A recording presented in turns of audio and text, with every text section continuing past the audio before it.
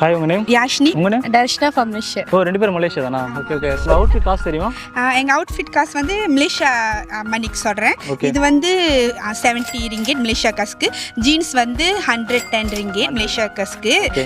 Back வந்து நாங்கள் வந்து இங்கே தான் அப்படி ஷாப்பிங் பண்ணப்ப இங்கே பாண்டி பஜாரில் வாங்கினது. Okay okay. லைஃப்ல நீங்க மறக்கணும்னு நினைக்கிற விஷயம் பட் என்னால மறக்கவே முடியல. ஸோ அந்த மாதிரி விஷயம் நீங்க என்ன சொல்லுவீங்க? நான் வந்து எல்லாமே லைக் சொல்கிற மாதிரி தான். நம்ம லைஃப்பில் ஒரு லவ் ஸ்டோரி இருக்கும், இல்லை ஏதாச்சும் ஒரு தப்பு பண்ணியிருப்போம், அந்த மாதிரி தான் சின்ன சின்ன விஷயம். ஏன்னா ஒரு சின்ன விஷயம் சொல்லுங்க. சின்ன விஷயம்னா லவ் பண்ண விஷயம். சில பேர் லவ் பண்ணியிருப்போம், அவங்க மேல நம்பிக்கை வச்சிருப்போம், அதே அவங்க நம்மள ஏமாத்தினா அது எப்படி இருக்கும்?